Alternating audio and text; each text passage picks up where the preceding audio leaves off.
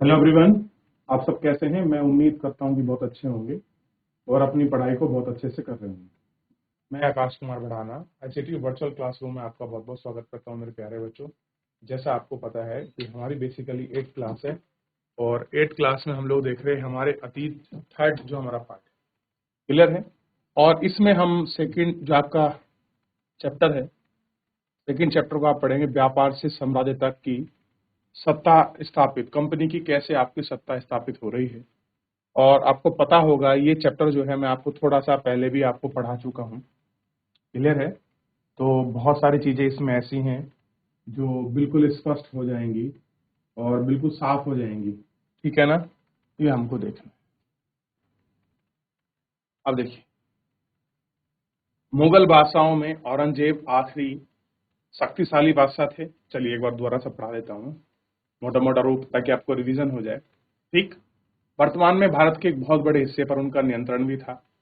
1707 में उनकी मृत्यु हो गई और जितना भी आपका मुगल सूबेदार थे, छोटे बड़े, उन्होंने अपनी ताकत दिखाई और सबने क्या कर ली, अपनी क्षेत्रीय जो रियायतें हैं वो उन्होंने कामयाब कर ली, कायम कर ली। ठीक, जैसे विभिन्न भागों में ताकतवर क्षेत्रीयतें सामने आई, दिल्ली आधे दिन आपका दिनों तक प्रभावी केंद्र नहीं रह सका। यानी कि जब औरंगजेब था तो औरंगजेब ने पूरे भारत को, बहुत सारे क्षेत्रों को जीत कर अपने आप में दिल्ली में मिला लिया था। और दिल्ली में मिल जाने के बाद उन्होंने उन क्षेत्रों पर नियंत्रण करने के लिए जमींदार, सूबेदार, वहां के गवर्नरों के माध्यम से आपका शासन करना प्रारंभ। जैसे ही 1707 में औरंगजेब की मृत्यु हो जाती है, औरंगजेब की मृत्यु हो जाने के बाद क्या होता है, जो दिल्ली की केंद्रीय की सत्ता है, जो आपका मुगल सत्ता है, वो कमजोर होती है। क्यों? क्योंकि कोई योग्य शासक ना बैठने की वजह से वो कमजोर हो जाती है।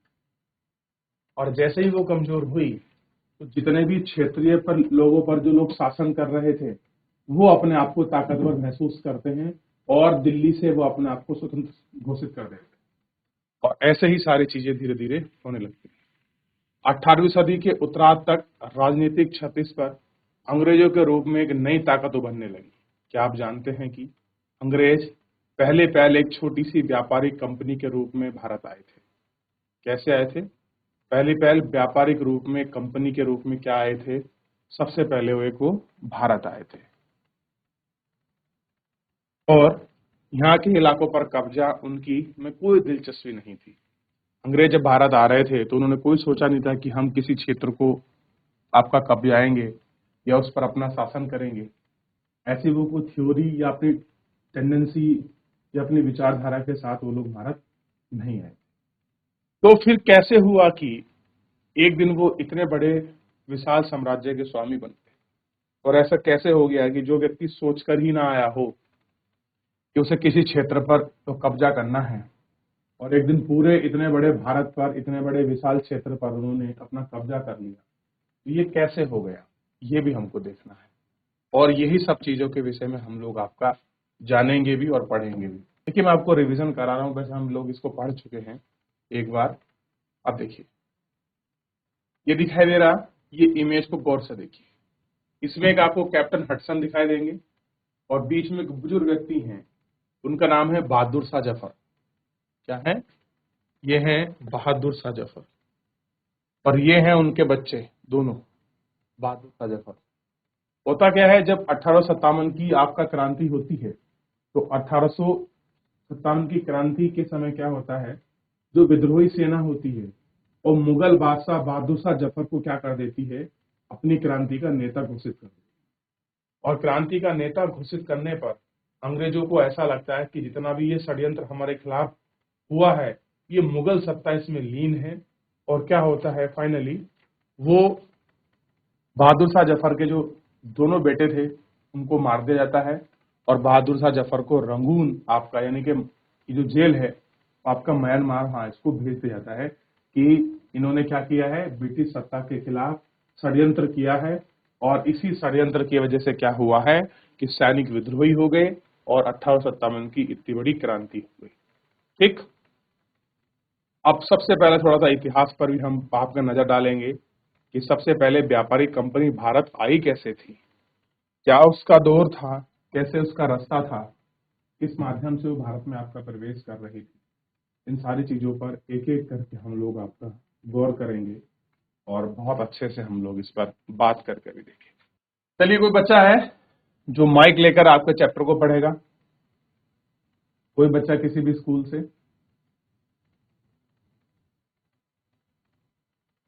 ध्यान दीजिए, देखिए, ये है ब्रिटिश आइसलैंड, ठीक, और ये है भारत, और ये है कालीकट। तो इस तरह से एक व्यापारी झाजी बेड़ा केप बुड हॉग, यानी कि इस तरह से, जहां से मैं आपको साइन बना रहा हूं, इस तरह से होते हुए कहां पहुंचा? भारत पहुंचता है, ठीक। अब आप कह सकते थे कि सर अब तो इस तरह से आ सकते हैं इंग्लिश चैनल को पार करके। ये रास्ता अब खुला है। ये कैसे खुला है? अब है ये। पहले ये रास्ता आपका नहीं था, पहले यही व्यापारिक मार्ग था। पश्चिमी देशों को जो लोग वहां जिनको व्यापार करना था, वो इसी माध्यम से घूमकर पूर्व के देशों की तरफ आपका पहुंचते, चाहे उसमें भारत हो, मलाय प्रायद्वीप हो, इंडोनेशिया हो, क्लियर है, मलेशिया हो, चाहे आपका वियतनाम कंबोडिया हो, रूस हो, जापान हो, वो इस तरह से होता क्या है। 1600 में एक ईस्ट इंडिया कंपनी है, एक कंपनी बनती है, और इंग्लैंड की महारानी एलिजाबेथ फर्स्ट से वो एक चार्टर एक्ट, चार्टर का मतलब होता है इजाजतनामा, यानी कि एक परमिशन घोषित करती है। मान लीजिए आज भारत सरकार एक बहुत बड़ी कंपनी के रूप में अगर आप देखो, तो ब्रिटिश इंडिया में कंपनी थी, भारत में मान लीजिए सरकार, और यहाँ के राष्ट्रपति से एक क्या कर लें, एक चार्टर ले लें कि हम पूर्व के देशों के साथ या कोई भी देश के साथ हम लोग व्यापार करना चाहते हैं और हमको दे दो।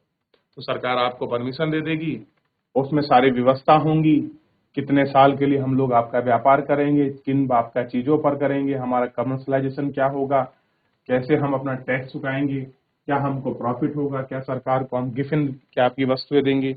ये सारी चीजों के साथ उन्होंने क्या किया, कंपनी ने अपना परमिशन लेकर अपना चीज शुरू कर दिया। और बेसिकली उनका क्या एक फंडामेंटल लॉजिक था कि हम लोग क्या करेंगे, हम लोगों का सिंपल काम होगा कि हम लोग जाएंगे व्यापार, वहां से जहां भी हम जा रहे हैं, चाहे भारत हो या कोई देश, वहां से वस्तुओं को खरीदेंगे सस्ते दामों पर और यूरोप में लाकर उनको महंगे दामों पर बेचेंगे। और उन्होंने ऐसा किया भी। कहते हैं जब वास्को डी गामा भारत से गया है तो उसने 60 गुना लगभग लाभ कमाया था भारत से जो वस्तुएं ले गए, ठीक। अब देखिए, वाणिज्यिक व्यापार क्या है? एक ऐसा व्यापारिक उद्यम है जिसमें चीजों को सस्ती कीमत पर खरीद कर ज्यादा कीमत पर बेचकर, यानी कि मुख्य रूप से व्यापार के लिए मुनाफा कमाया जाता है। तो व्यापार क्या है? आप सस्ती चीजों में खरीदते हो और महंगे में उसको बेच देते हो, और शायद यही है लाभ, ठीक। ये आपको देखो। अब देखिए, लेकिन यह शाही दस्तावेज दूसरी यूरोपीय ताकतों को पूरब में बाजार आने से नहीं रोकता। अब मुसीबत ये थी, जो परमिशन लिया था, ये केवल परमिशन ऐसी नहीं थी कि केवल सभी यूरोप को आपके लोगों को रोक दे, नहीं। ये परमिशन केवल थी कि ब्रिटिश इंडिया से, यानी कि इंग्लैंड से कोई और दूसरी कंपनी भारत में ट्रेड नहीं करेगी। लेकिन यूरोप में तो बहुत सारी ताकतें थी, जैसे फ्रांसीसी थे, डेनिश थे, ठीक, और बहुत सारे लोग थे। उनको कैसे रोकती? जब इंग्लैंड के जहाज अफ्रीका के पश्चिमी तट को छू रहे थे, तब केप ऑफ होप का चक्कर लगाकर हिंद महासागर को पार करके पुर्तगाली भारत पहुंच गए। यानी कि जब वो केवल अफ्रीका में ही थे, तब पुर्तगाली कहां पहुंच गए थे? भारत। और पता है सबसे पहले कौन पहुंचा? Vasco D gamma. 1458 में वास्को डी गामा पहली बार भारत पहुंचा।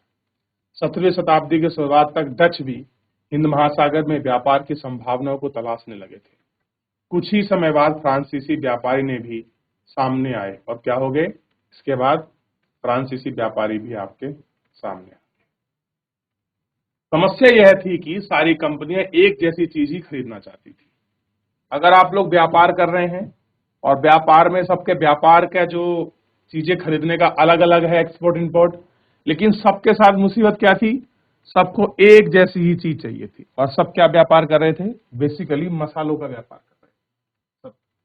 और यूरोप की जितनी भी कंपनियां आ रही थी वो सब क्या कर रही थी, मसालों का व्यापार कर रही थी। यूरोप में भारतीय बाजार में बारीक सूती कपड़ा, रेशम, इनकी जबरदस्त मांग थी। देखिए, यूरोप का जो आपका मार्केट था, उस मार्केट में क्या था, भारत के बने जो बारीक सूती कपड़े थे और रेशमी कपड़े, इनकी इतनी तगड़ी डिमांड थी कि पूछो मत। और यही कारण था कि पूर्वी देशों के जो आपके व्यापारी थे, सूती कपड़े और रेशमी कपड़ों की वजह से भारत की ओर वो अट्रैक्ट करते थे। ठीक, इनके अलावा काली मिर्च, लौंग, इलायची, दालचीनी की भी जबरदस्त मांग थी। यूरोपीय कंपनी के बीच इस बढ़ती प्रतिस्पर्धा यानी कि कंपटीशन ने भारतीय बाजारों में इन चीजों की भी जो कीमतें थी वो बढ़ने लगी, उनसे मिलने वाला मुनाफा गिरने लगा। अब देखिए, जिस चीज को आप खरीदते हैं अगर उसकी वैल्यू आपका बढ़ जाएगी, प्रॉफिट तो ऑब्वियस है कि गिर जाएगा। अब इन व्यापारिक कंपनियों के फलने फूलने का यही एक रास्ता था कि वे अपनी प्रतिस्पर्धा कंपनियों को खत्म कर दें। लिहाजा बाजार पर कब्जे की इस होड़ ने व्यापारिक कंपनी के बीच लड़ाइयां शुरू कर दी। 17वीं और 18वीं शताब्दी में जब भी मौका मिला, कोई सी एक कंपनी दूसरी कंपनी के जहाज को डुबा देती, रास्ते में रुकावटें खड़ी कर देती और माल से लदे जहाज को आगे बढ़ने से रोक देती।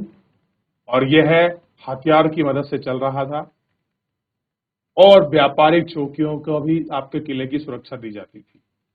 अपनी बस्तियों को किलाबंदी करने और व्यापार में मुनाफा कमाने की इस कोशिश में स्थानीय शासकों से भी आपके टकराव होने लगे।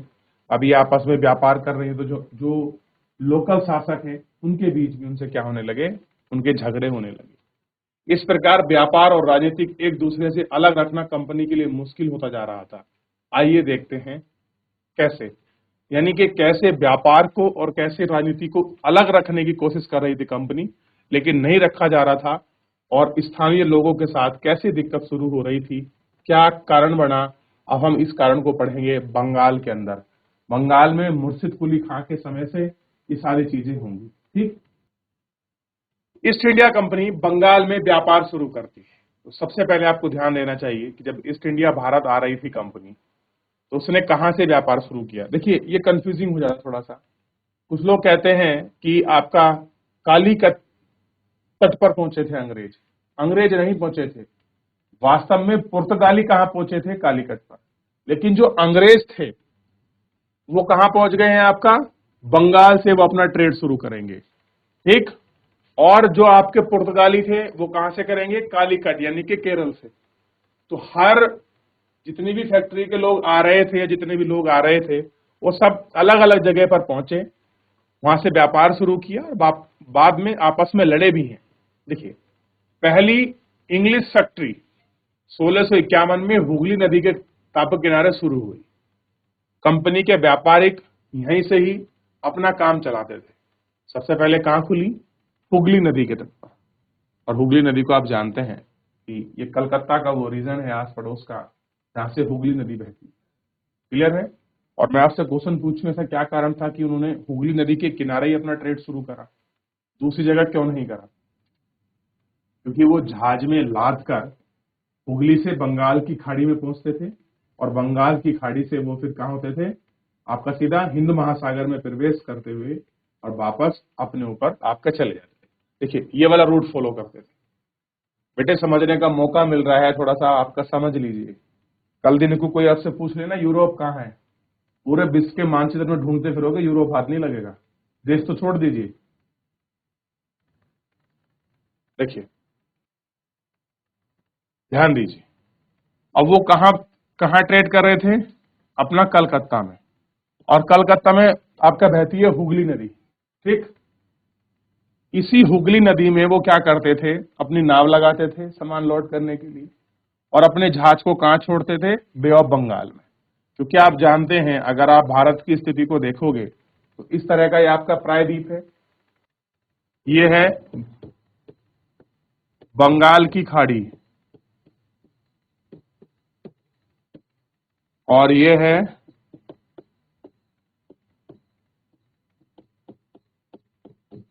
अरब सागर। ठीक, अब वो अपने माल को क्या करते थे, इस तरह से लाते थे और इस तरह से अपने देश ले जाते थे।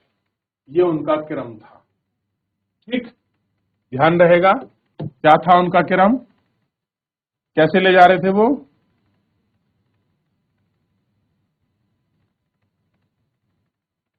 पता होना चाहिए, यहां से इस तरह से। ठीक, अब देखिए, व्यापारी यहां से अपना काम चलाते थे। इन व्यापारियों को उस जमाने में फैक्ट्री कहा जाता था। अब देखिए, जिस तरह से काम चल रहा था उनको फैक्टर कहते थे। ध्यान दीजिए, इस फैक्ट्री में वेयर हाउस यानी कि जहां निर्यात होने वाली चीजों को जमा किया जाता था। अगर आपसे कोई पूछ ले वेयर हाउस क्या होता है, तो वेयर हाउस का सिंपल मतलब है जहां पर हम अपनी चीजों को इकट्ठा करते हैं, वो आपका वेयर हाउस है। ठीक, यहीं पर उसके दफ्तर थे जिसमें कंपनी के अफसर बैठते थे। जैसे जैसे ही व्यापार फैलने लगा, कंपनी ने सौदागरों और व्यापारी की फैक्ट्री के आपस में आकर बसने के लिए प्रेरित किया। 1696 तक इसकी आबादी चारों ओर से भर गई और एक उन्होंने क्या शुरू कर दिया, अपना किला बनाना भी उन्होंने शुरू कर दिया। यानी कि जहां पर फैक्ट्री लगी थी उसके पास पड़ोस में लोग रह लिए और उन्होंने एक चारों तरफ से अपना पूरी दीवार बना ली जिसको कहती किलेबंदी। 2 साल के बाद उसने मुगल अफसरों को रिश्वत देकर 3 गांव की जिम्मेदारी खरीद ली। अब ये लोग क्या करते हैं, अंग्रेज, ये जो मुगल अफसर थे, जो आपके सूबेदार थे, जो उनके कानून पटवारी रहे होंगे, वो क्या करते हैं, इनमें से 3 गांव की जमींदारी खरीद ले रहे। जमींदारी का मतलब है कि जितना आपको राजस्व होगा वो हम वसूलेंगे, आप हमसे ठेका कर लो साल भर का। अब हुआ क्या इसमें एक गांव था कालीकत्ता, जो बाद में क्या बना, और कलकत्ता, अब क्या है, कोलकाता। ठीक, अब इसे कोलकाता कहा जाता है। कंपनी ने मुगल सम्राट औरंगजेब को इस बात के लिए भी तैयार कर लिया कि वह कंपनी को बिना शुल्क चुकाए व्यापार करने का फरमान जारी कर दे। औरंगजेब को क्या बना लिया कि वो व्यापार करें इस प्रकार से ताकि उनको टैक्स ना देना पड़े। और इसके लिए औरंगजेब भी क्या हो गया, एग्री हो गया कि ठीक है, आप अगर इस प्रकार ट्रेड करना चाहते हैं तो आप अच्छे से आपका कर सकते हैं। कंपनी ज्यादा से ज्यादा रियासतें हासिल कर और पहले से मौजूदा अधिकारी का ज्यादा से ज्यादा फायदा उठाने लगी। उदाहरण के लिए औरंगजेब ने फरमान केवल कंपनी के ही शुल्क मुक्त व्यापार का अधिकार दिया था। क्या था कि केवल कंपनी ही क्या कर सकती है, उसको शुल्क मुक्त तरीके से ट्रेड कर सकती है। लेकिन इससे क्या करने लगे, कंपनी के जो अफसर निजी तौर पर व्यापार चलाते थे उन्होंने यह छूट नहीं की, लेकिन उन्हें शुल्क चुकाने से इनकार कर दिया। इससे बंगाल में राजस्व बहुत कम हो गई और ऐसे में भला बंगाल के नवाब मुर्शिद कुली खान विरोध क्यों ना करते। और ऐसे में जो बंगाल के नवाब है वो आपका विरोध क्यों ना करते। ठीक, तो ये कारण बना विरोध का। अब सबसे पहले जितना मैंने पढ़ाया है, कोई चीज ऐसी है जो आपको समझ नहीं आई है, कोई भी पूरे में कुछ आपका क्वेरी है, कुछ डाउट है, कोई प्रश्न है, कोई चीज समझ नहीं पा रहे हो, तो मेरे प्यारे बच्चों, आप मुझसे लाइव जुड़कर चैट के माध्यम से अपनी क्वेरी को, अपने प्रश्न को, अपने डाउट को आप मुझसे पूछ सकते हैं। कोई भी स्कूल का कोई भी बच्चा देख लीजिए, फिर हम लोग आगे बढ़े। देख लिया, कोई डाउट है किसी का, कुछ पूछना है, आगे बढ़े। देखिए, दिखाई दे रहा है कि किस तरह से वो अपना ट्रेड आपका कर रहे हैं। अपना पूरा सामान इकट्ठा किया वेयर हाउस में, उसको नदी के किनारे लाए, फिर उसको क्या कर दिया आपका, उनको हुगली नदी के माध्यम से, नाव के माध्यम से, कहा बाद में जहाज में चढ़ाया, और जहाज में चढ़ाने के पश्चात उनको कहां भेज दिया गया, आपका जहां से वो व्यापार कर रहे थे, जहां के लिए उनको ट्रेड करना था।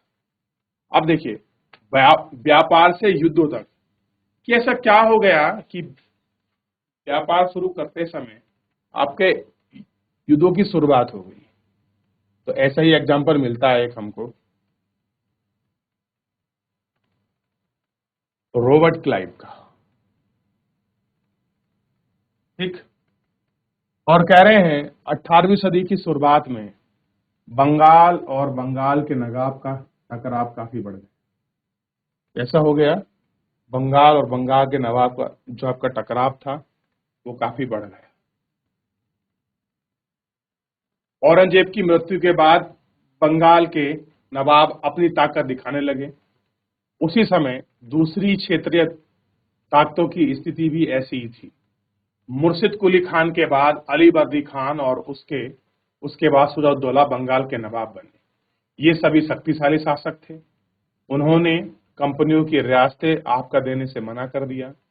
व्यापार का अधिकार देने के बदले कंपनी को नजराने मांगने लगे। उससे सिक्के ढलने का अधिकार नहीं था और उसकी किलेबंदी को रोक दिया गया। कंपनी पर धोखाधड़ी का आरोप लगे। उन्हें दलील दी गई कि उनकी वजह से बंगाल की सरकार का राजस्व कम होते जा रही है और नवाब की ताकत कमजोर पड़ रही है। कंपनी टैक्स चुकाने को तैयार ना थी। उसके अफसर का अपमानजनक चिट्ठियां लिखी और नवाब और उसके अधिकारियों को अपमानित करने का प्रयास किया गया। कंपनी का कहना था कि स्थानीय अधिकारियों की बेतुकी मांगों से कंपनी का व्यापार तबाह हो रहा है। व्यापार तभी तब फल फूल सकता है जब सरकार आपका टैक्स हटा ले। कंपनी को इस बात से यकीन था कि अपना व्यापार फैलाने के लिए अपनी आबादी बढ़ानी होगी, गांव खरीदने होंगे और किलों का पुनर्निर्माण करना होगा। ये टकराव दिनों दिन गंभीर हो गया और अंततः इन टकराव का परिणाम प्लासी के प्रसिद्ध युद्ध के रूप में। अब क्या हुआ कि जो बंगाल का नवाब था और ब्रिटिश ईस्ट इंडिया कंपनी थी, इन दोनों के बीच क्या हो गई, आपकी झड़प हो गई। और ये झड़प हमारे सामने एक युद्ध के रूप में निकली। तो इतिहास में जिसको हम क्या बोलते हैं, प्लासी के युद्ध के नाम से जाना जाता है। अक्सर परीक्षाओं में क्वेश्चन पूछा जाता है कि प्लासी का युद्ध किन किन के बीच हुआ, तो बंगाल के नवाब और ईस्ट इंडिया कंपनी के बीच। फिर पूछा जाता है कहां पर है प्लासी, तो आपको पता होना चाहिए बंगाल में है। ठीक, आगे देखिए, पढ़ते हैं। और इसकी बहुत सारी चीजें ऐसी हैं जो हमें बहुत स्पष्ट रूप से दिखाई देगी। ठीक, और इनको समझ भी सकते। कह रहे हैं कि 1756 में अली वर्दी खान की मृत्यु के बाद सुजाउद्दौला बंगाल का नवाब बने। कब बना? 1756 में। कौन था? अली वर्दी खान। और अली वर्दी खान से पहले कौन था? मुर्शिद कुली खान। ठीक, अब नवाब कौन बन गया है? सुजाउद्दौला। कंपनी को सुजाउद्दौला की ताकत से काफी भय था। सुजाउद्दौला की जगह कंपनी एक ऐसी कठपुतली नवाब चाहती थी जो उसे व्यापारिक रियायतें और अन्य सुविधा आसानी से देने में आनाकानी ना करे। वो ये चाह रहे थे कि इस प्रकार का कठपुतली नवाब बन जाए कि जैसा हम चाहे वैसा वो काम करे। ठीक, कंपनी ने प्रयास किया कि सुजाउद्दौला के प्रतिद्वंदियों में से किसी को भी नवाब बना दिया जाए। कंपनी को कामयाबी नहीं मिली। जब सुजाउद्दौला ने हुक्म दिया कि कंपनी उसके राज्य के राजनीतिक मामलों में टांग अड़ाना बंद कर देगी, किलेबंदी रोकी और बाकायदा राजस्व चुकाया। जब दोनों पक्ष आपका पीछे हटने को तैयार न थे,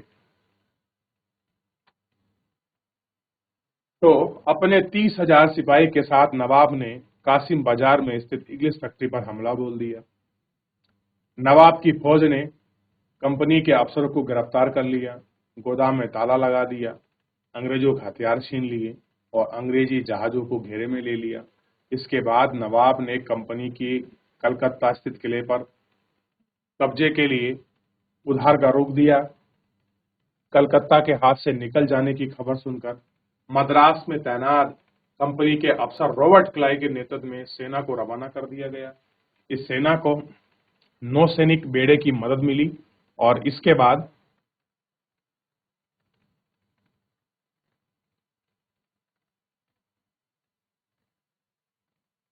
नवाब के साथ लंबे समय तक सौदाबाजी चली। आखिरकार 1757 में रॉबर्ट क्लाई ने प्लासी के मैदान में सिराजुद्दौला के खिलाफ कंपनी की सेना का नेतृत्व किया। नवाब सिराजुद्दौला की एक हार, अब इसमें क्या होता है कि देखिए, हारना था कंपनी को और हार गया कौन? नवाब सिराजुद्दौला। अब सोच के देखिए, कोई तुम्हारे ही देश में, कोई तुम्हारे घर में कोई बाहर का आदमी आके तुमको हरा दे, इससे बड़ी विडंबना क्या है?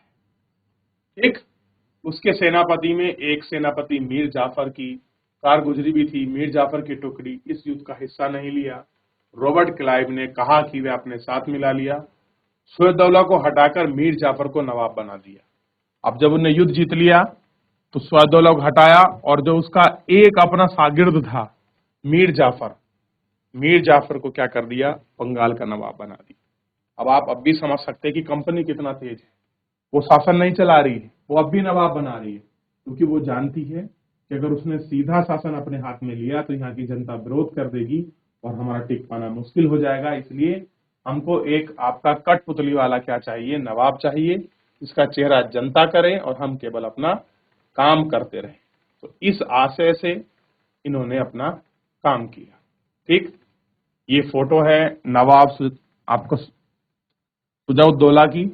आप देखेंगे बंगाल के नवाब थे और ये उस समय आपका रॉबर्ट क्लाइव क्या कर रहे हैं, महान्यायालय के कक्ष में बैठे हुए बात कर रहे हैं कि किस तरह से ईस्ट इंडिया कंपनी की बैठक होती है। उसका एक चित्र है जो आप इसको देख सकते हैं। देख लिया आप लोगों ने? तो अभी जितना पूरा चैप्टर हमने पढ़ा है, इसको देखा है, इसमें किसी बच्चे का भी अगर कोई डाउट, कोई क्वेरी है किसी प्रकार का, कुछ भी चीज आपको समझ नहीं आते, कठपुतली एक शब्दावली है, क्या उसका मीनिंग है, आप इसको अच्छे से समझ सकते हैं। देखिए, हमने प्लासी के युद्ध को देखा है, व्यापार में युद्ध क्यों हुआ इसके कारण को हमने पढ़ा, कैसे वो ट्रेड कर रहे थे, कैसे कंपनी ने बंगाल से व्यापार की शुरुआत की, ईस्ट इंडिया कंपनी में क्या क्या चीजों की दिक्कतें थी, सही आपके फरमान और पैमाने क्या थे, इनको देख लिया। और पूर्व में ईस्ट इंडिया कंपनी का जो आना है, इन सबको देख लिया। इतना देख लिया? यहाँ तक कोई क्वेरी, कोई प्रश्न, किसी बच्चे का कोई डाउट है, कुछ भी पूछना चाहे कोई भी बच्चा किसी भी स्कूल से, तो आप मुझसे पूछ सकते हैं।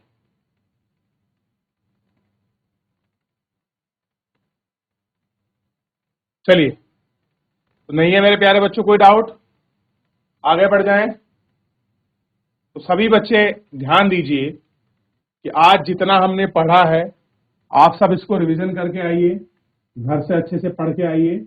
और किसी बच्चे का कोई डाउट है, कोई क्वेरी है, तो हम नेक्स्ट लेक्चर में लेंगे। फिलहाल मेरे प्यारे बच्चों, आज के लिए इतना ही। मिलते हैं नेक्स्ट लेक्चर में। धन्यवाद।